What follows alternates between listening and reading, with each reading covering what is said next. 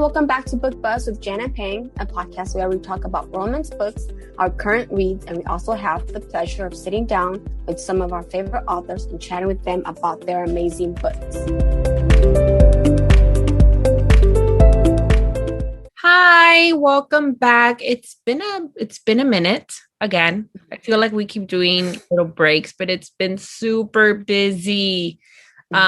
Like right now, we're publishing this podcast on Thursday rather than Wednesday because we're literally so behind, or we have so many arcs that literally are due this week and next week. And I'm just like, how in the world is a person who works full time gonna have time to read all of these? But you know what? All-nighters.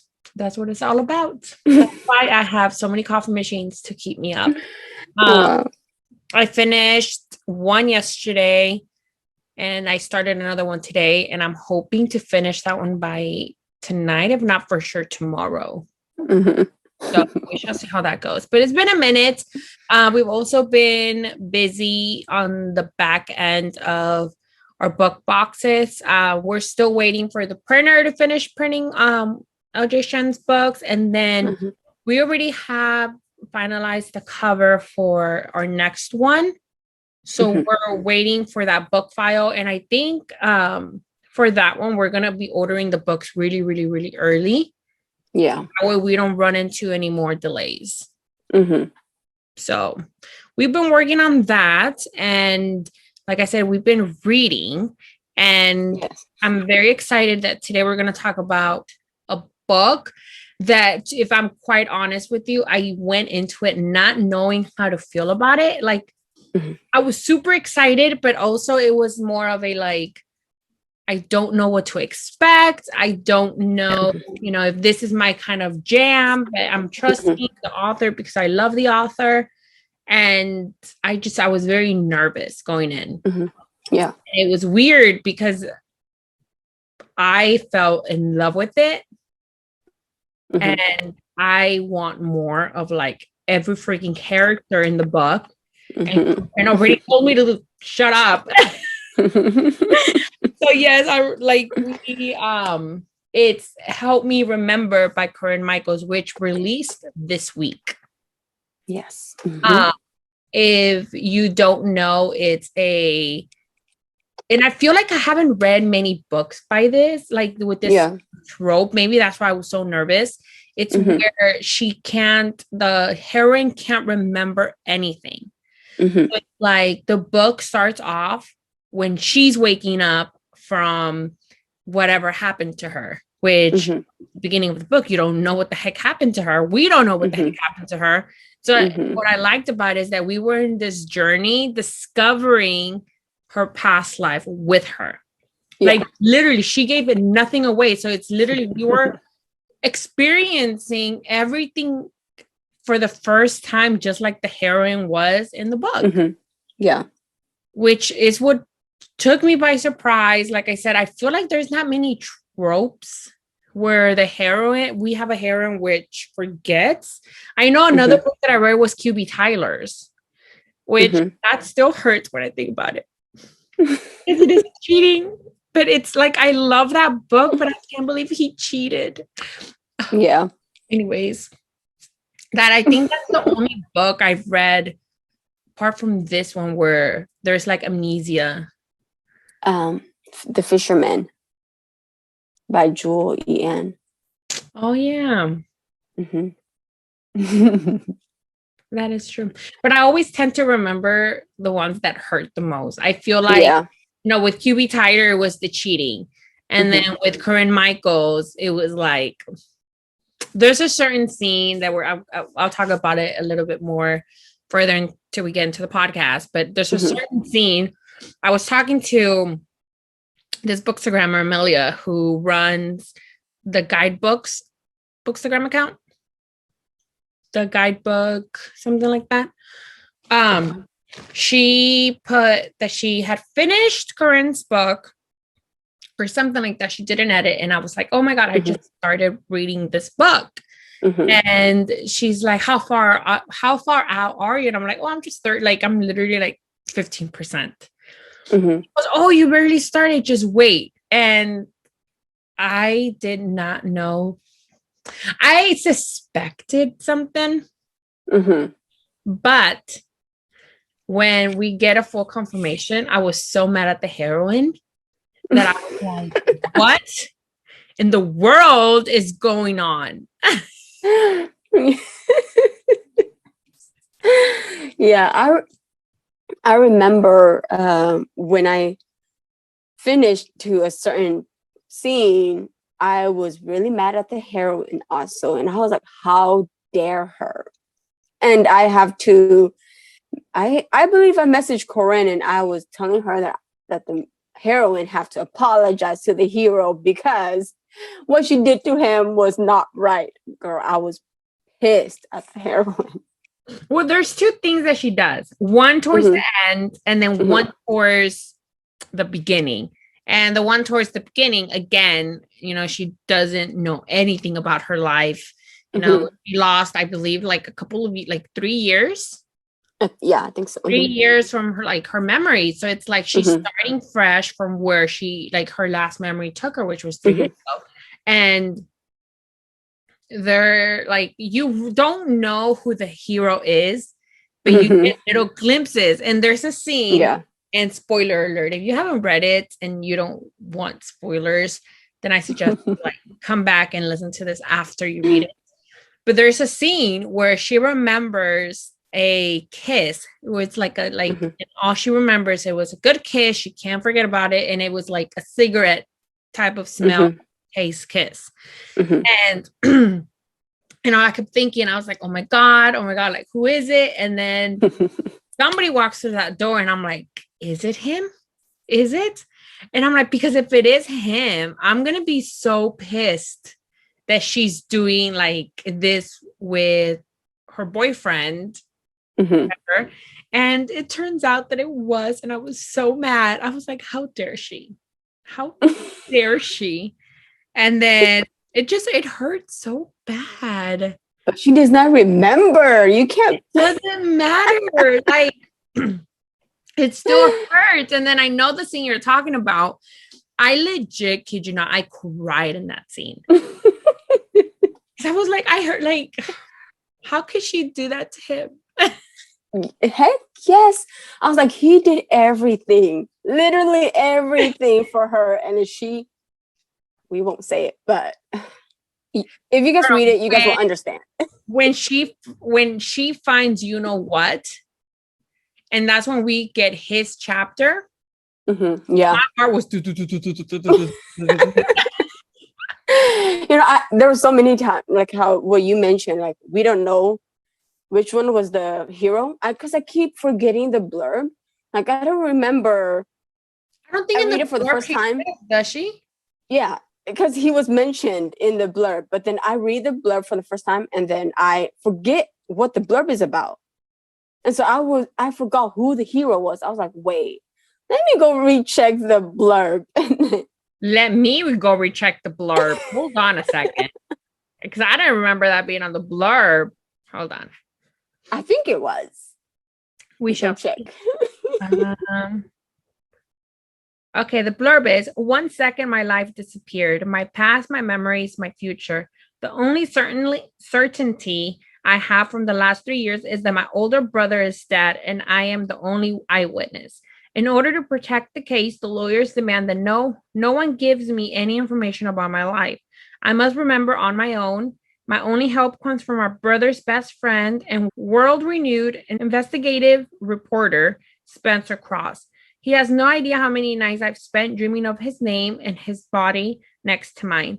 Now we're a team and our goal is to recover any memories and retrace my past. But each day we spend together, he's looking at me more than his friend's little sister, and I find it harder to want my old life back. Instead, I'm wishing for a new one with him. His kiss feels like home. His arms make me feel safe and I never want this to end. As my memories return, forcing me to face my future, everything falls apart, especially when I find an engagement ring was the scene I was talking about. Hidden in my apartment. I have no idea who gave it to me or what it means about my past. I may have asked Spencer to help me remember, but now I wish I could forget. Like, I don't remember. Okay, I remember when she first released the cover and the blurb. Mm-hmm. I read the blurb and I was like, oh, I like it. But remember, like I said, like amnesia type of books, like it's a hit and miss for me. I haven't read many, but it's like it makes me nervous because I'm like, it could go either way. Yeah. But I don't remember the blurb when I went into the book. I didn't remember the blurb. All I knew it was that it was Corinne's book, and I was gonna read it no matter what. Yeah. Like, I didn't remember the hero's name because I was like, okay, I know it was going to be one of her brother's friend, but there was like 3 of them. So like, which one was it again? I have to go back to the book. I was like, oh, okay. Yeah. Because I waited until I was further. Well, I didn't look at the blurb. I didn't skip ahead or anything. I actually read it for the first time, even though I was dying to know.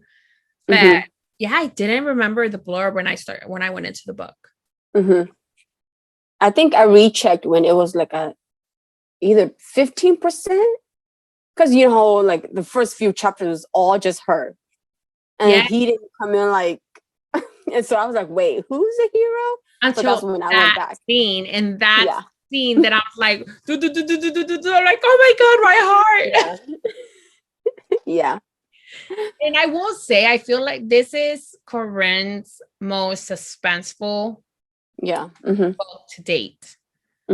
I think, like, I mean, there is a big love story in it, but I think it's also a very suspenseful to where what the heck happened, who did it, who is it, like, why did he do it, like, are her feelings or what she thinks the truth, or is it something she, like, I don't know, there's like a lot of questions, like, should we trust this person, should we not trust this person, this person seems too nice, this person seems too mean.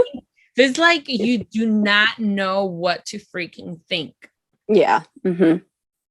But I did message her and I was like, so is the sister-in-law gonna get a book? I did too. And then I was like, because I ended up looking at the blurbs because it's a series. Yeah. So 3 books, the 3 friends. And I didn't know, because I was like, is Holden gonna get a book? Holden's one of the friends. But his book is the last one, and I'm so upset because I'm dying for his book after reading the blurb. I mean, all the other 2 blurbs are in her website or even on Amazon, I think. So you can definitely check those out. But I'm super excited for the rest of the series. It's funny because I told her, you know who also deserves a book? Boyfriend. Yeah. Who doesn't like, I'm like, you know, my type of jam is this guy, again, spoiler alert, like this guy who his life revolves around his work. Yeah. I want to read a book where he finds the one and that changes. Yeah. Me too. That she told me, she's like, I'm done with you. Goodbye. Yeah, because I was like, the sister-in-law needs a book. That is like a single mother right there in a small town. That's all the trope that we love. And so she was like, well, she is in the same position as Alex, I believe. Alex was the brother from the Willow Creek series. And I will say, like, it hurt so bad.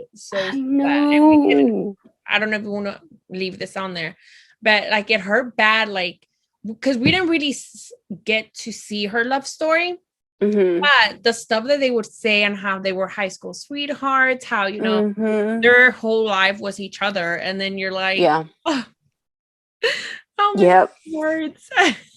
Yep. Like, they didn't get enough time together. Yeah. And they had just a newborn baby. What was it? She like 9-8 months? I don't remember. I think but it was a baby. It was like 8 months. Yeah. It was so sad. But I do want her to do like an enemies to lovers, because Return to Us started off kind of, well, he was grumpy. Like he didn't two laugh. pages though. So she could do grumpy. It's just keep it going to like half of the book. Yeah. So I don't know. I'm excited. I'm excited for the series. Like I said, I'm very, very excited for the third book, which doesn't come out until next year. Corinne needs to write faster. It comes out on February 21st. Release it like December 21st. Yeah. For Christmas. But if you haven't picked up that book, please pick it up. The hero is freaking phenomenal, amazing. I love him. I think because Liam is always gonna be number one. Like I love him, but he like this hero came so close to Liam. It's just the way he was with her. I'm like, oh, perfect. It's like that audio. Perfect. Yeah. But if you haven't picked it up yet, please pick it up. You're gonna love it. Like I said, the hero is amazing. And I will say, I feel like I loved every single character in the book. Yeah. Every single character is amazing. Pick it up. Small town, romantic suspense, a little bit romantic suspense, amnesia. And I mean, it's perfect. So please pick it up and then let us know what you guys think. I'm very curious. I do want to read more books like these, though. So if anybody has any recommendations, send it our way.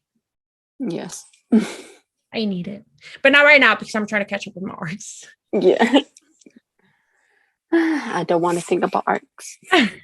But that's pretty much what we wanted to talk today. I do want to talk about more of the books we've been reading, but I feel like I want to read most of them before we get into that. Like right now I'm reading, what's it called?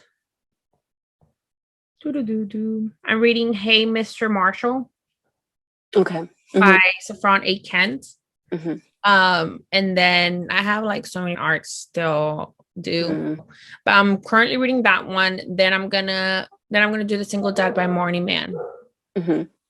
Yeah, I'm reading Their Souls Will Always Remember by Georgia Cates. Oh my gosh, that book. I am like stressing out with that book. Because it goes from past to present. Yeah, and so oh my gosh, my heart is hurting so bad.